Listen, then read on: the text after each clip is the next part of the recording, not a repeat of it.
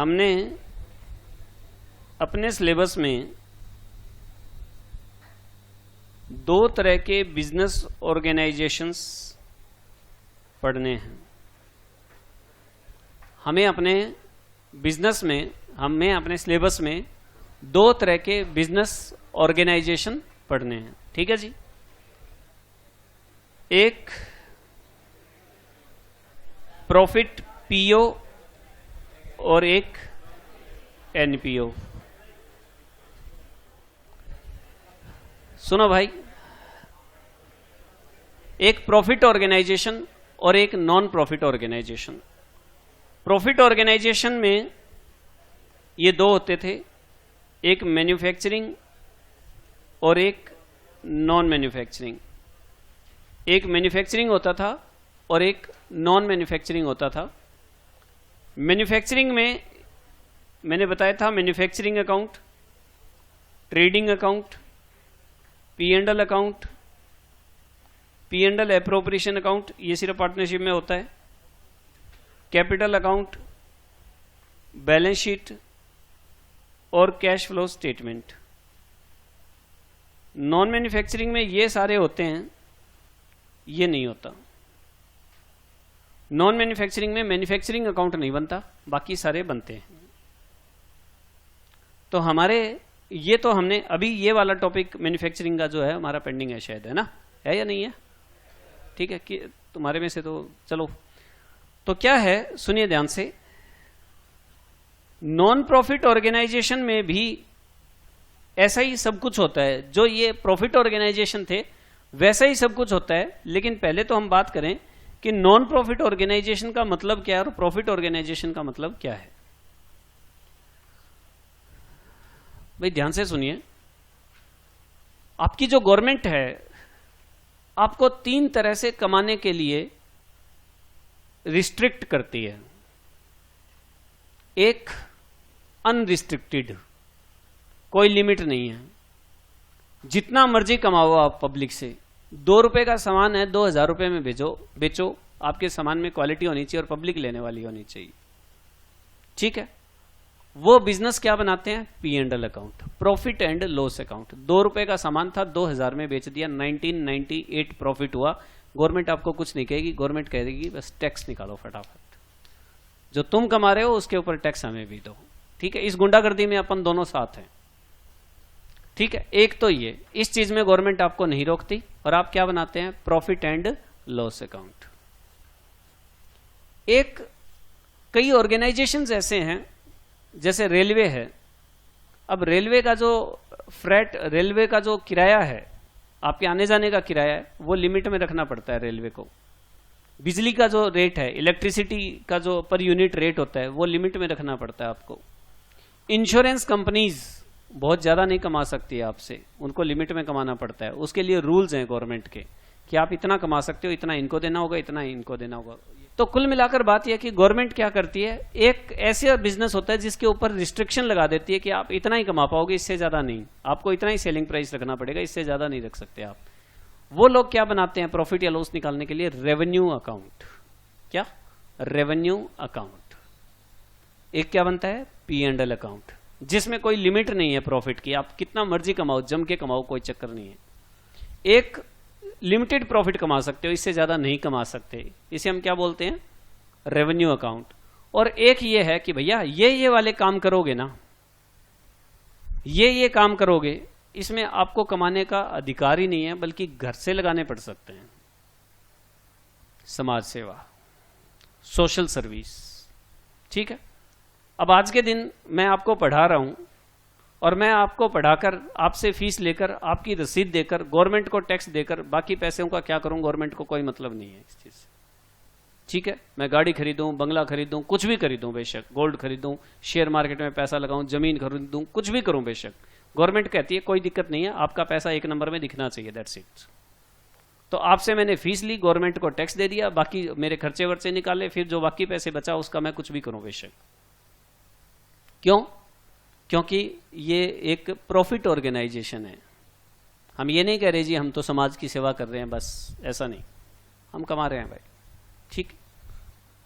अगर इसका उल्टा कर लिया जाए कि पारस इंस्टीट्यूट तो समाज सेवा करता है, इसको उल्टा अगर करें कि पारस इंस्टीट्यूट तो समाज सेवा कर रहा है जी, और ये तो सिर्फ बच्चों से नॉमिनल सी फीस लेता है और वो सारी फीस इनके ऊपर खर्च कर देता है, बल्कि कई बार तो उससे ज्यादा भी खर्च हो जाते हैं।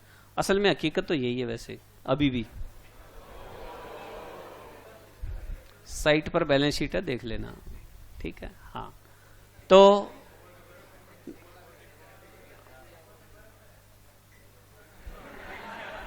चलो थोड़ी सी बुद्धि डेवलप करो कि वो समझ आए। चलो भाई आगे सुनो। तो क्या है कि मान लो इसका उल्ट कर दिया जाए जी, ये तो ये एक समाज सेवी संस्था है, ये तो सोशल सर्विस एक्टिविटी करती है, सिर्फ ये क्या करती है, ये अमीरों के बच्चों को तो पढ़ाती नहीं है बिल्कुल भी, और ये जो गरीब बच्चे हैं उनको पढ़ाती है, और उनसे भी पैसे नाम मात्र के लेती है, और कईयों से तो लेती नहीं, कईयों को तो पैसे देने पड़ते हैं कि लो भाई किताबें खरीद लो, तुम्हारी आईसीआई की फीस भर दो, ठीक है।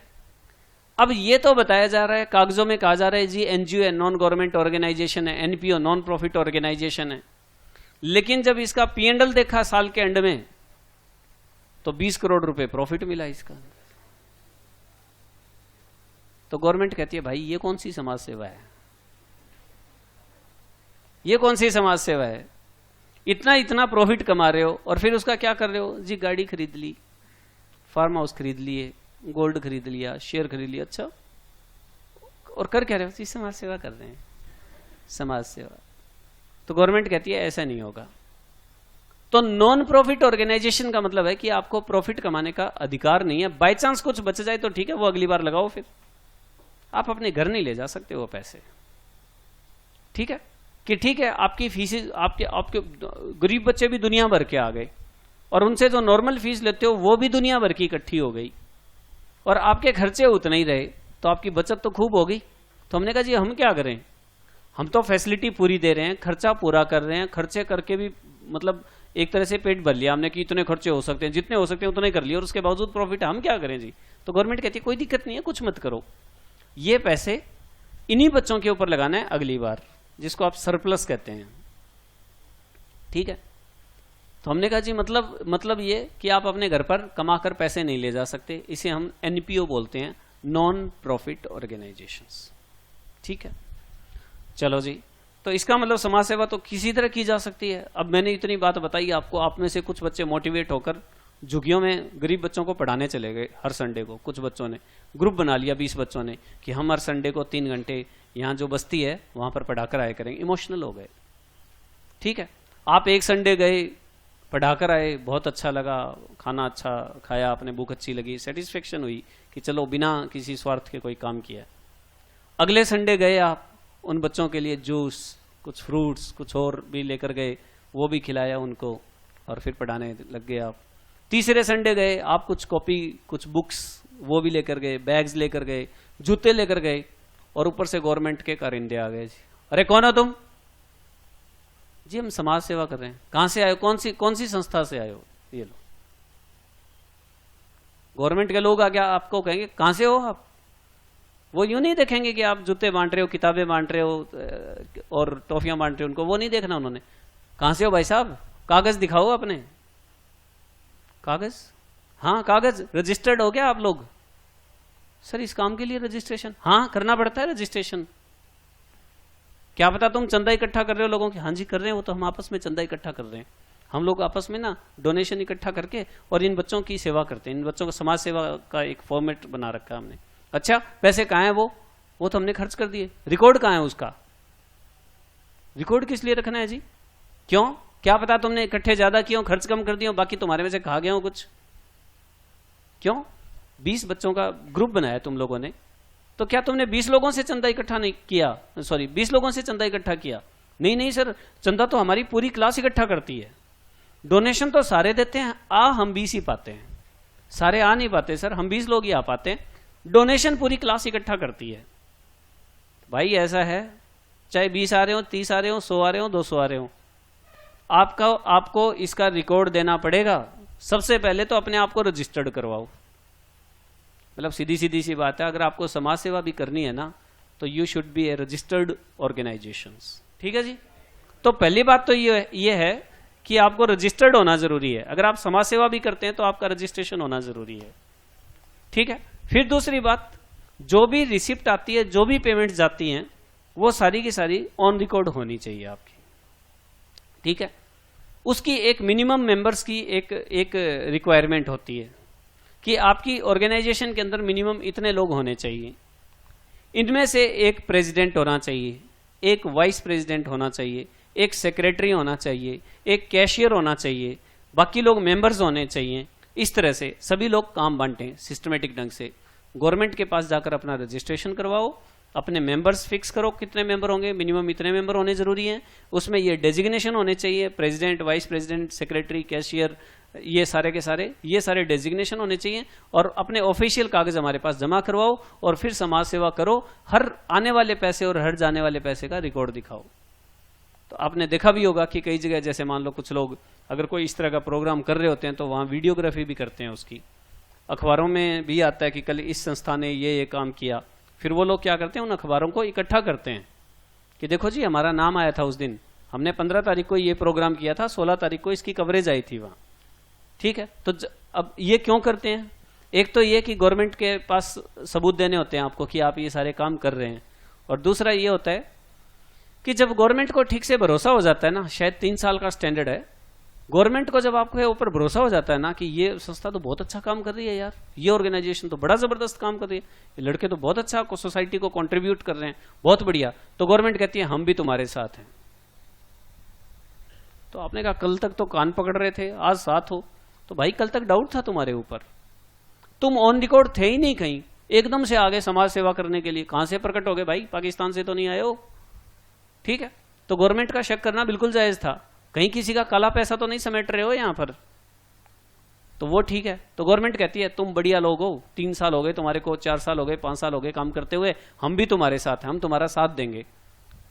तो आप कहते हो जी क्या साथ दोगे? अरे यार साथ क्या देंगे, जब जो खर्च, जितना खर्चा तुम करोगे उतना हम भी करेंगे। और कई बार तो ये होता है कि जितना करोगे सारा खर्चा, काम तुम करो, खर्चा हम देंगे। क्योंकि समाज के अंदर अच्छी चीज तो कर ही रहे हो आप, लोगों को एजुकेशन दे रहे हो, ठीक है, अवेयरनेस ला रहे हो, ठीक है। इस तरह के काफी प्रोग्राम होते हैं अलग अलग तरह के, तो वो उनकी डिटेल में हम नहीं जाते। तो गवर्नमेंट आपके साथ हो जाती है और गवर्नमेंट आपको एड देने लग जाती है। एड, AID, एड, एड मतलब सहायता। ठीक है। ठीक है जी। ग्रांट भी बोलते हैं इसको, ग्रांट, गवर्नमेंट ग्रांट भी देने लग जाती है। ठीक है। Government grant, GG। ठीक है जी। ये तो सारी की सारी बात ये थी कि NPO होता क्या है। ठीक है जी। अब मुझे ये बताओ, आप लोगों ने भी थोड़ा बहुत पढ़ा होगा कि NPO के फाइनल अकाउंट्स में बनता क्या क्या है? कौन कौन बताएगा?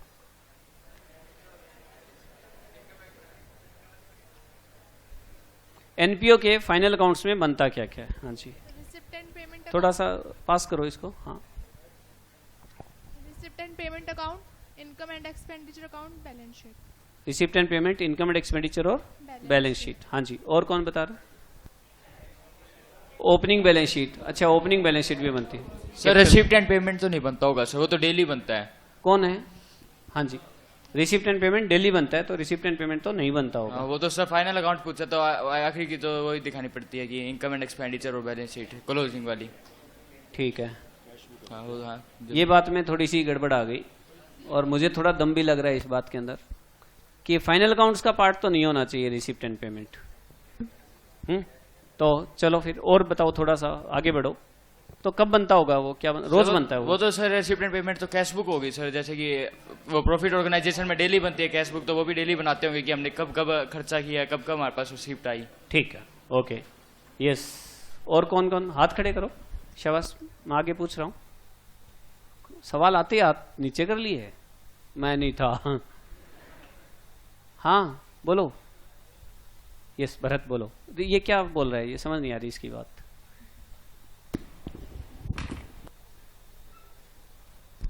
सर फाइनल अकाउंट्स में तो income and expenditure account and balance sheet यही बनता है। तो ये क्या कह रहा है? रिसिप्ट, ये उठपटांग बातें कर रहा है, बैग गया है। Receipt and payment account sir cash book का ही है, समरी है एक तरह से, सारी चीजें रिकॉर्ड होती है उसमें, कैश की जो भी ट्रांजैक्शन है और कुछ।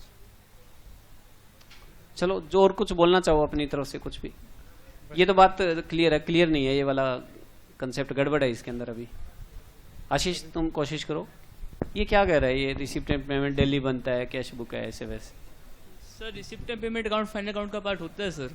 Receipt and payment final accounts का पार्ट और होता है। रिसिप्ट एंड पेमेंट से इन्फॉर्मेशन आती है, उससे एक इनकम एक्सपेंडिचर में भी जाती है। जैसे बैलेंस शीट है, उसमें cash balance, opening balance, closing balance, अब लॉस हुआ है, प्रॉफिट हुआ है सेल पे, एक समरी है कैश बुक पर है, तो सर अकाउंट्स का पार्ट ही फाइनल अकाउंट में मानते हैं इसको, रिसिप्ट एंड पेमेंट को भी।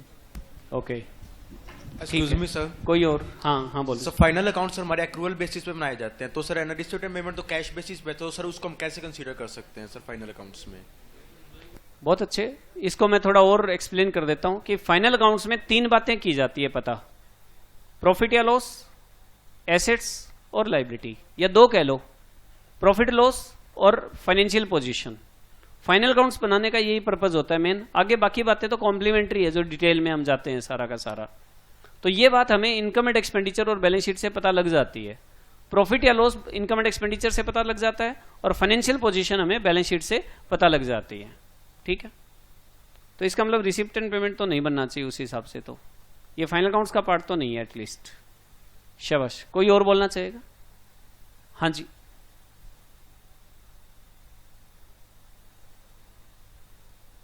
रफ नोटबुक दे दो। हाँ, ये स्पाइरल वाल दे दो।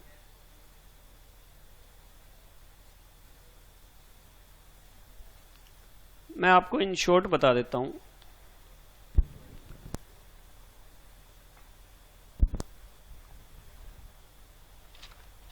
असल में आप लोग खुद ही उलझ गए इस क्वेश्चन में, और मैं खुद ही उलझाना चाहता था, क्योंकि ये ना फंडामेंटल पार्ट है ये, जैसे बाकी बातें हमने की है।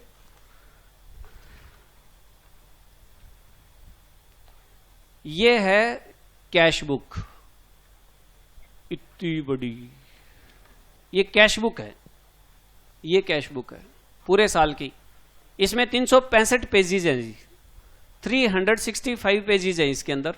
ये कैश बुक है, डेली का ओपनिंग, क्लोजिंग, रिसिप्ट और पेमेंट डेली का है। एक पेज से का बैलेंस, क्लोजिंग बैलेंस अगले पेज का ओपनिंग बन जाता है, और फिर सारी रिसिप्ट आती है, फिर सारी पेमेंट होती है। तो ये क्या चीज है? Cash book, cash book, cash book. ये कैश बुक है। 1 जनवरी से लेकर 31 दिसंबर तक की सारी रिसिप्ट और payment each and every day की कौन मेंटेन करती है? Cash book. ये कैश बुक है। अब इससे फाइनल अकाउंट्स बनाना आसान काम नहीं है। लेजर दुनिया भर के होते हैं और ट्रायल बैलेंस इतनी सी होती है, तो फाइनल अकाउंट्स किससे आसानी से बन जाते हैं? ट्रायल बैलेंस से, वरना हर लेजर को देखना पड़ता है। तो ट्रायल बैलेंस हम लिस्ट बना लेते हैं एक तरह से। तो सेम इसी तरीके से ये कैश बुक है, ये रिसिप्ट एंड पेमेंट है, ये रिसिप्ट एंड पेमेंट है। साल के अंदर सब्सक्रिप्शन कितनी बार आया? साल के अंदर सब्सक्रिप्शन 150 बार आया, 150 टाइम्स आया। हम टोटल लिख लेते हैं इसके अंदर बस 150। इसमें कितनी बार लिखा हुआ है? 150 बार, 150 टाइम्स लिखा हुआ है कि सब्सक्रिप्शन मिला। लेकिन इस पेपर में कितनी बार लिख देंगे सारा टोटल? एक बार, कि सब्सक्रिप्शन मिला हमें 2 लाख रुपए। ऐसे आपने साल के अंदर 12 बार सैलरी पे की, वो 12 बार तो इसमें लिखी होगी, लेकिन इसमें क्या लिखी होगी? एक बार, कि पूरी साल की सैलरी कितनी है। आपने साल में 4 बार रद्दी बेची, न्यूज़पेपर बेचे, तो चारों बार, कोई जनवरी में, कोई अक्टूबर में, कोई मार्च में, कोई सितंबर में, इस तरह से 4 बार लिखा हुआ है। इसमें सारा एक जगह आ जाएगा। तो रिसिप्ट एंड पेमेंट क्या है? कैश बुक की समरी है। जैसे ट्रायल बैलेंस लिस्ट है लेजर की, उसी तरह से रिसिप्ट एंड पेमेंट क्या है? कैश बुक की समरी है। बात समझ आ गई? तो कैश बुक खूब बड़ी सारी बनती है, पूरे पन्ने होते हैं उसके अंदर। हर पन्ने पर डेली का receipt, payment, opening, closing balance होता है। और जब फाइनल अकाउंट्स बनाने होते हैं ना, तो सबसे पहले हम कैश बुक की सारी आइटम को टोटल करके रिसिप्ट एंड पेमेंट तैयार कर लेते हैं। अब ये कैश बुक हम साइड में रख देते हैं, और इस रिसिप्ट एंड पेमेंट और इसकी एडिशनल इंफॉर्मेशंस, उससे हम क्या करते हैं? इनकम एंड एक्सपेंडिचर और बैलेंस शीट बनाते हैं। ठीक है? ओपनिंग बैलेंस शीट की जहां तक बात है तो पिछले साल क्लोजिंग बैलेंस शीट बनाई थी वही ओपनिंग होती है, वो तो बस आपसे बनवाने के लिए आपके प्रैक्टिस करवाई जाती है। जनरली हमारे पास पिछली बार की क्लोजिंग बैलेंस शीट होती है, उसी से हम कैपिटल ले लेते हैं। अब चक्कर क्या है, जो रूटीन में बिजनेस होता है उसे हम कैपिटल बोलते हैं। कैपिटल क्या होती है, जो बिजनेसमैन ने बिजनेस को उधार दिए और वो वाइंडिंग अप के टाइम वापस ले लेगा और बीच में उससे ब्याज लेगा और जो कमाएगा वो प्रॉफिट भी लेगा, होती है ना। कैपिटल की डेफिनेशन यही है ना। बिजनेसमैन अपनी तरफ से बिजनेस को चलाने के लिए जो पैसे एज ए लोन देता है उसे हम कैपिटल कहते हैं, वो बदले में इंटरेस्ट लेता है और प्रॉफिट लेता है। लेकिन यहां तो प्रॉफिट कमा ही नहीं सकते भाई साहब, आप प्रॉफिट नहीं कमा सकते। और घर से कैपिटल लाओ तो भी वो कैपिटल नहीं कहलाएगी, क्यों, प्रॉफिट ले जा नहीं सकते आप। तो चाहे घर से कैपिटल लाओ चाहे सारे दोस्त मिलकर चलाओ, उसे बोलते हैं फंडिंग, फंड्स। क्या बोलते हैं, फंड्स, समझ गए ना। तो इसे कहा जाता है फंड। यहां कैपिटल नहीं होती, यहां होता है फंड, फंडिंग, फंड्स। और कौन से funds, general funds. General funds, general मतलब आम, सामान्य, ठीक है। ये किसी और सीजन में होते तो मैं बोलता गुआवा फंड्स, लेकिन आम चले हुए इसलिए जनरल फंड है, ठीक है। अगर ये सर्दियों में क्वेश्चन आ जाए तो उस टाइम के फ्रूट का नाम लिख के फंड लिख देना आपने, ठीक है, ये लॉजिकल सी बात है। तो कौन सा होता है, जनरल फंड। जनरल फंड मतलब सामान्य, मतलब जनरल मतलब जनता, आम आदमी का फंड। आम आदमी ने पैसा इकट्ठा किया और फिर समाज को दिया, इसीलिए इसको हम क्या बोलते हैं, जनरल फंड। जो बिजनेस प्रॉफिट अर्न करने के लिए किया जाता है उसके अंदर हम क्या लगाते हैं, कैपिटल। लेकिन सोशल सर्विस के लिए जब हम काम कर रहे हैं तो उसके अंदर सभी लोग मिलकर पैसा इकट्ठा करके लगाते हैं, चाहे कोई एक जना लगाए तो भी वो कैपिटल नहीं कहलाएगी, वो क्या कहलाएगी, जनरल फंड। वो सामान्य बन जाएगा, सबका बन जाएगा। फिर मैं अपनी तरफ से 10 लाख रुपए उसमें लगा दूं और मैं कह दूं हाँ अब चलो अब बच्चों को पढ़ाना शुरू करेंगे, तो अब 10 लाख रुपए पर मेरा अधिकार नहीं है, वो जनरल बन गया, अब सामान्य बन गया, आम सबका है अभी, अब मेरा अधिकार नहीं है उसके ऊपर। इसलिए हम उसको क्या बोलते हैं, जनरल फंड। प्रॉफिट के अंदर सेंस आती है, प्रॉफिट, लाभ, फायदा, फायदे के लिए किया ही नहीं जा रहा, तो आप इसे बोलेंगे सरप्लस। कि आपको इनकम हुई 20 लाख, खर्चे हो गए 15 लाख, 5 लाख सरप्लस बच गया, अगली बार उड़ा देंगे, उड़ाना होता है इसको, इसीलिए हम इसको सरप्लस बोलते हैं। अच्छा, आपने लगाए 20 आपने लगाए और 30 खर्चा हो गया, तो 10,000 डेफिसिट, लॉस नहीं बोलेंगे, घाटा हो गया। अच्छा, फायदे के लिए काम करता है, घाटा नहीं बोल सकते आप। घाटा और फायदा शब्द है ही नहीं नॉन प्रॉफिट ऑर्गेनाइजेशन के, क्योंकि आपकी जो बेसिक है, नींव है, जो आपका बेस है, वो प्रॉफिट अर्न करने के लिए शुरू ही नहीं हुआ था। तो इसीलिए यहां पर जिन चीजों को कैपिटल बोला जाता है, यहां पर जिन चीजों को कैपिटल बोला जाता है, यहां पर हम क्या बोलते हैं, कैपिटल या जनरल फंड। यहां इस चीज को नेट प्रॉफिट बोला जाता है, यहां क्या बोलेंगे, सरप्लस। यहां जिन चीजों को नेट लॉस बोला जाता है, यहां पर क्या बोलेंगे, डेफिसिट। और अगर मैं कहूं कि फाइनल अकाउंट्स के नाम पर क्या बनते हैं, फाइनल अकाउंट्स के नाम पर क्या बनते हैं, तो भाई नंबर 1 पे डिटेल में क्या बनती है, कैश बुक। फुल ईयर की कैश बुक बनी होती है और उस कैश बुक की समराइज्ड फॉर्म, इस कैश बुक की समराइज्ड फॉर्म क्या बनता है, रिसिप्ट एंड पेमेंट। और इस रिसिप्ट एंड पेमेंट प्लस कुछ एडिशनल इंफॉर्मेशंस, इनसे क्या बनेगा, इनकम एंड एक्सपेंडिचर और balance sheet. Income and expenditure and balance sheet. तो हमारा मुद्दा क्लास के अंदर ये तो है ही नहीं कि रजिस्टर्ड कौन से एक्ट में होता है, कितने मेंबर होना चाहिए, कौन होना चाहिए, कौन नहीं होना चाहिए। मैंने आपको कुछ बेसिक सी बातें बता दी है कि आपको अगर अपने सोसाइटी के लिए भी कोई काम करना है तो you will have to registered your organization first, तब उसके बाद आप कंट्रीब्यूट करें, आप खुद डोनेशन दें, लोगों से डोनेशन लें। ये सारा का सारा काम एक नंबर में होना चाहिए, इन सब की ऑडिट होनी चाहिए, खर्चों का सबूत होना चाहिए कि आप ये खर्चा कर रहे हैं, क्योंकि पब्लिक का पैसा है भाई साहब। एक टाइम आएगा कि आप बहुत बड़े आदमी बन जाएंगे इसके अंदर भी, और फिर अगर आप पब्लिक का पैसा खाओगे तो फिर आप अंदर जाओगे।